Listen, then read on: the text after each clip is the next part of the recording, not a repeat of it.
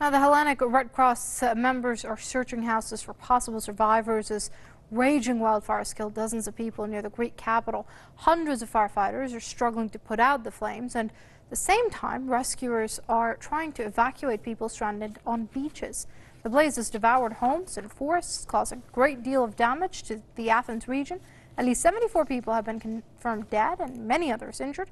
Prime Minister Alexis Tsipras declared 3 days of mourning over what he described as unspeakable tragedy. Cyprus and Spain offered assistance after Greece issued an urgent appeal for aid.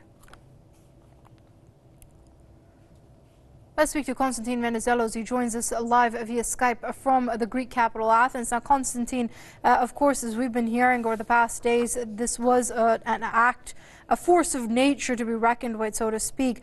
However, at the same time, how prepared was Greece and its emergency services to tackle such a problem and to contain damage? As prepared as they can possibly be, bearing in mind that, for example, the road system in those areas most affected by the fires is minimal. This is why people could not drive off from the fire front, because the roads were blocked. There's only 2 or 3 major roads in those areas, and basically there was no route of escape.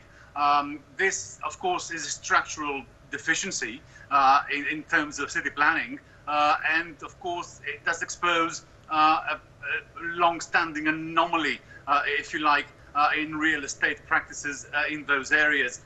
However, we have some latest information that came to us over the last couple of hours.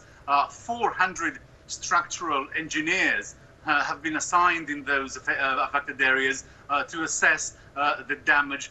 Damage assessment is actually a mammoth task in itself, and a budget of 20 million euros was also announced by the government spokesperson to help deal with this exigent crisis in those areas. More than 1,000 homes have been destroyed, Canese, several hundred cars, of course, and anyone who can help does actually help, is actually helping.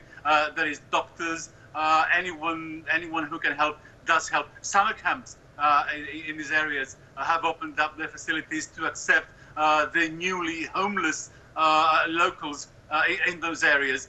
So yes, it all comes down to community initiative to deal with this crisis, and that's what it comes down to, I believe, in any kind of crisis, no matter how severe. It's the individuals involved, those community people who take it upon themselves to help in any way they can.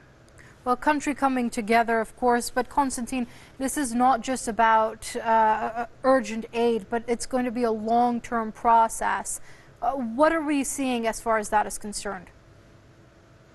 Well, that takes time too. The psychological element of it all, people, like we were saying earlier, are still shocked by the magnitude of this catastrophe. People, of course, cannot return to their homes. We actually I've just been scrolling on this page set up by local authorities with 35 missing people. It's a small blog, basically, which has pictures of 35 people missing at the moment, and it doesn't look good.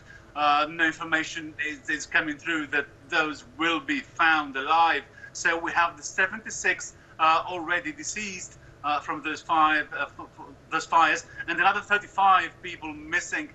We could be looking at more than 100 dead people tomorrow morning, Canese. All right, let's hope that's not the case. Press TV's Konstantin Venizelos joining us via Skype from Athens. Konstantin, thanks very much indeed for keeping us updated on the situation.